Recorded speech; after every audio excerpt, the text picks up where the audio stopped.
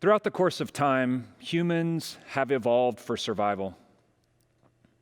We've got strong instincts to protect our family, to guard against attack, to fight against injustice, to prevent crime.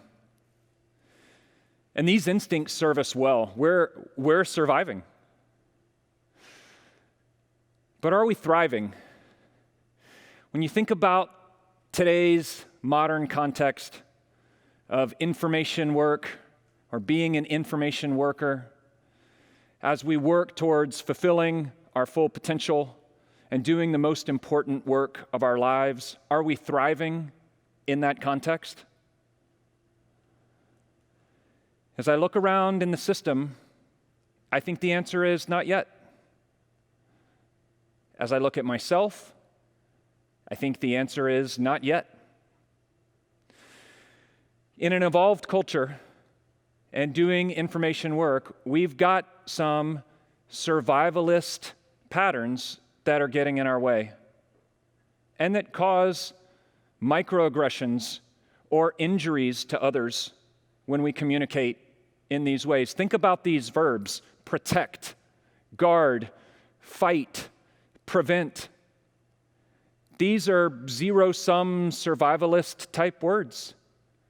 They don't necessarily lead to positive experiences between people who are in relationship or who are in partnership.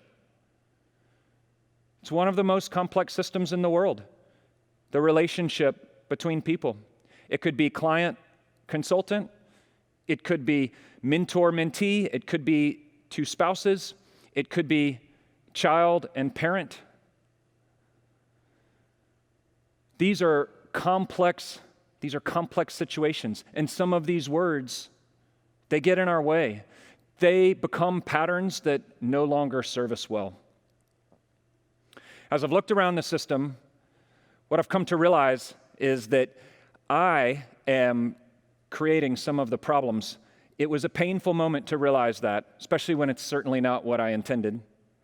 And in a moment of don't waste the pain, which was a moment of feeling a certain way and deciding to try to do something about it, I launched a bit of a pattern for myself of trying to better understand what am I doing that's causing such injustice or that's causing injuries on other people or microaggressions when I certainly don't mean to do so. And that's launched a bit of a journey for me. I want to share some of that with you today. Our communication is full of evaluation. It's full of criticism. It's full of judgment. I don't think that we necessarily mean for that to be true, but it happens that way. This is connected back to some of our survival instincts. To survive, we needed to quickly make decisions. We didn't need necessarily all the information. We needed to move quickly. In today's modern context, it's different. We also tend to fall into a pattern of using hyperbole, a lot of times hyperbole for effect. We'll exaggerate, and sometimes that exaggeration is a sign that nobody's listening to me. And so I'm going to crank the intensity, or I'm going to add some hyperbole in to try to get your attention. These are patterns that we have that don't serve us very well in the modern context. Think about a few examples. You are too busy. You are always so busy. And how quickly that can take you to a defensive reaction. Oh, have you been with me for my whole life? Have you been with me all day?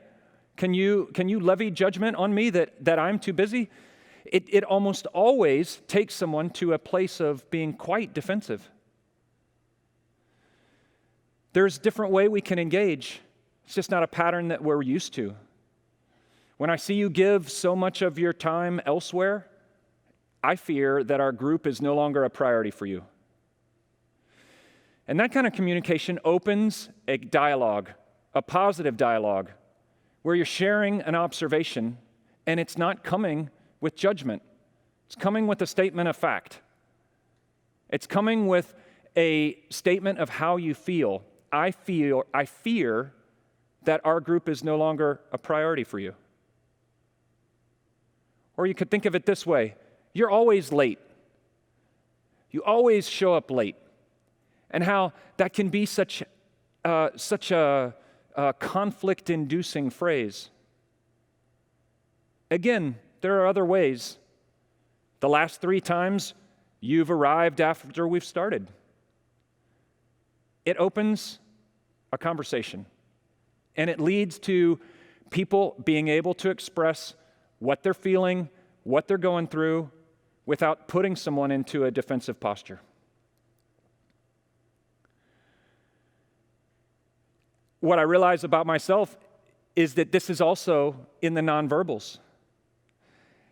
There are times where I think I have a serious face, I have a thinking face, and it comes off in a harsh way, when really what I want is to create an inviting moment, and I want to engage in a conversation, yet there's something about my face that says heaviness or intensity or displeasure. It's really a way that people feel judged.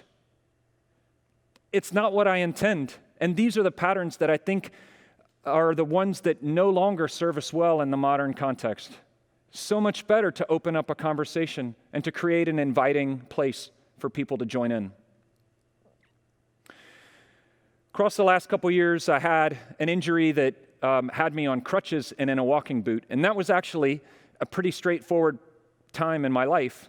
And the reason why is because it was a signal to others as to something I was struggling with. So rarely did someone give me a hard time for being late. It was clear that I may have had a reason why I was running late or struggling to get around. It was also a time where I clearly needed help, and people offered help to me. It was nice. It was a bit of a channel for people to show how much they cared. That was really nice.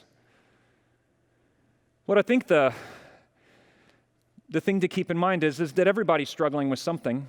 It's just not always as obvious as crutches. And when we keep that in mind, we're able to tap into our true emotional intelligence, which is being able to put ourselves in the shoes of another person, to be able to understand the context of how they might feel or what they might be going through.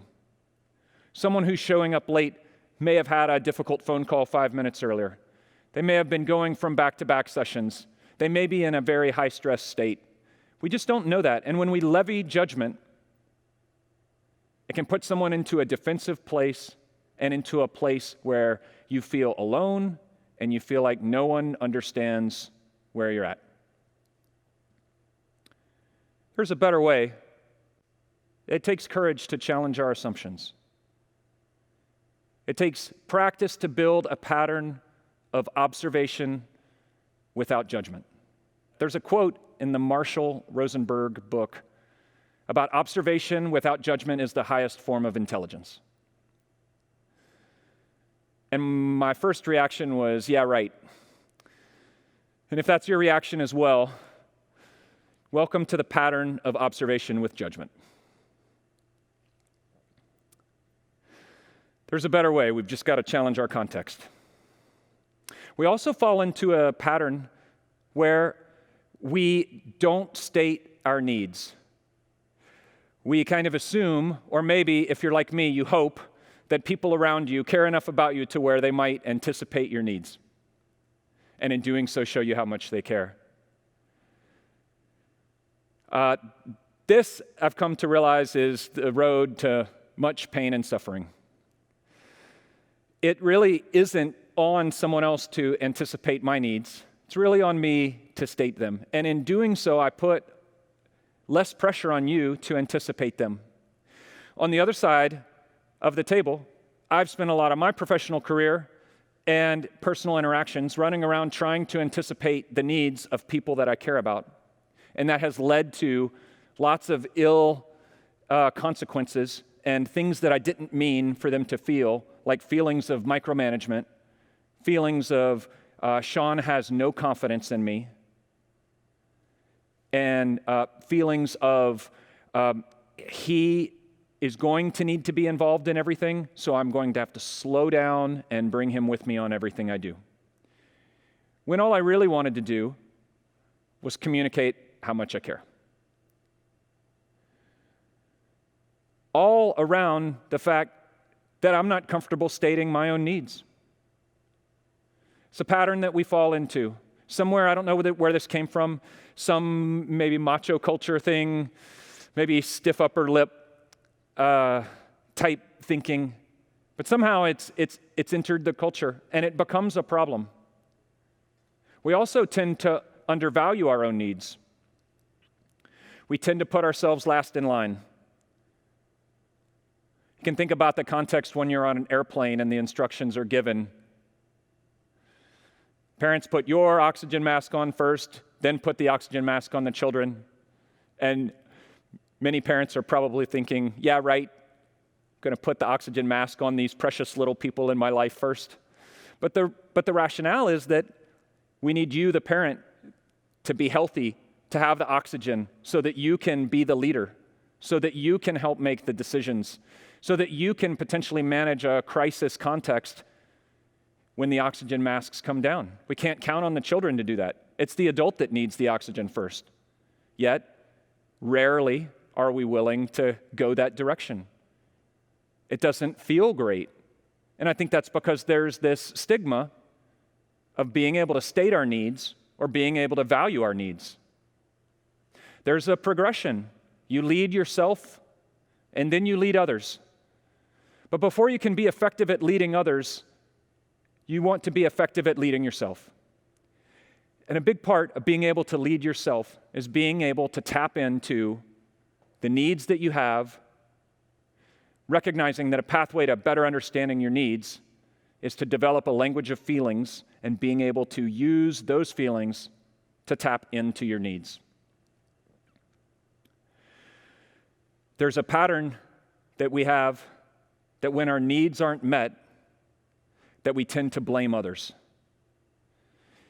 I encourage you to look at it and think, could I do a better job of stating my needs as a way to help others and help the people that I'm in relationship with, the people that I'm in collaboration with, work well together? There are times where, as a consultant, people will say, yeah, but Sean, look, I'm a consultant. Do I even have the right to have needs? Am I not a servant to my client? I'll challenge you with this. The relationship we're trying to build with our clients is one of partnership, where partnership gives everybody in the relationship a chance to have their needs met. It's not a master and servant type relationship. Things work better when all parties are getting what they need. Master and servant context almost always, eventually over time, leads to burnout and resentment. And that's not what anybody wants. Stating your needs isn't easy. Here's another example. I feel nervous with these interruptions throughout the workday. Can you help me find a window to get into flow? It's a way to state your needs. I have a need to find a window to get into a flow state so I can get my work done. It's different than having someone continue to interrupt you and feeling frustrated by that, keeping that frustration quiet, releasing it with judgment.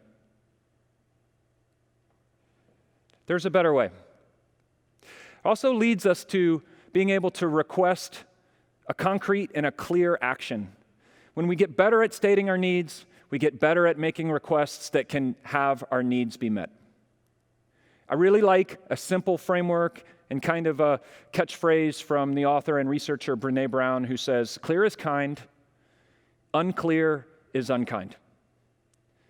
When you can make a clear request of someone, when you can state your needs clearly, you create an environment where your needs can be met, where their needs can be met. You move towards partnership, and you get out of the survivalist traps of observation with judgment. It's good to be specific as you make the request. This by no means is meant to be an exhaustive list of all the microaggressions that we know of, nor is it meant to be the end-all. It's really intended to be a starting point. It's intended to share a bit about what I've learned on my journey and some of the pitfalls that I see myself falling into and that I see us falling into as I look around the system. It's really intended to try to bring awareness. There are many good resources from Marshall Rosenberg, from Brene Brown, from Daniel Goleman, and many others that I hope you'll use to start your own journey. There are better patterns. The survival patterns worked for us for a time. We need new patterns. We're not great at talking about it. But with some courage, we can start that process.